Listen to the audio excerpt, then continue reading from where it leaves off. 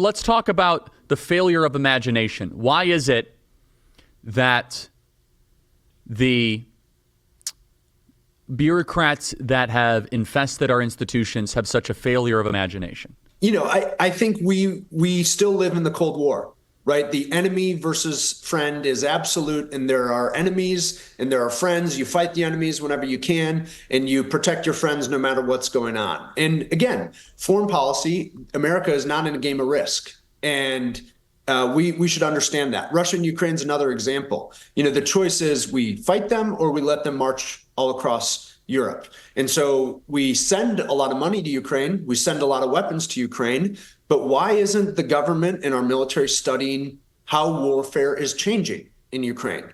Because frankly, I think it's changing in ways we don't appreciate. And and understanding that is going to be what keeps us out of war in the future. And so we can be, articulate and reasonable about this in a way that burnishes our military power without falling into this false choice that is really, again, a lack of creativity and a sign of how sclerotic our bureaucracy has become.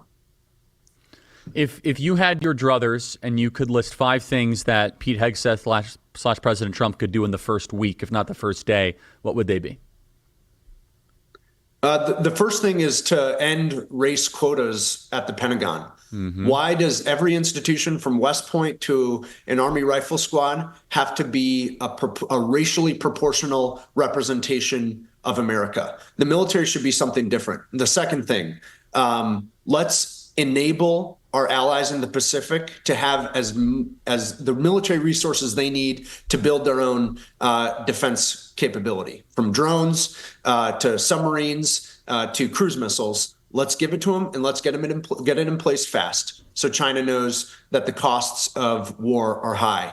When it comes to Russia and Ukraine, we need to move to peace. We need to show the Ukrainians that the gravy train is not infinite. But we also need to show the Russians that we're still in charge. And I think there's a way that we can do that through diplomacy and economic power. But let's couple that with an effort to get Russia out of China's pocketbook. Let's remove a huge partner of the Chinese in Europe and Asia, and let's tie the Ukrainian negotiation to those ends. The fourth thing is frankly, we need to fire a lot of generals. It's not just a problem of political appointees. Uniformed senior officers have been a part of obviously military defeat, but also the encroachment of leftism in the military. There's a great catalog that Claremont's produced of over 600 generals in their effort to make DEI military policy. That has to end.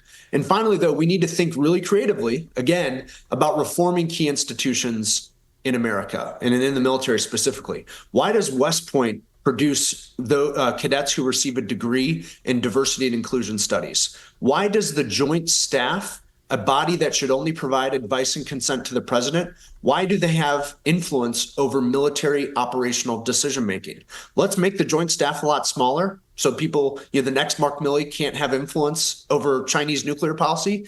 And let's move them right next to the White House, close to the flagpole, as we would say in the Army.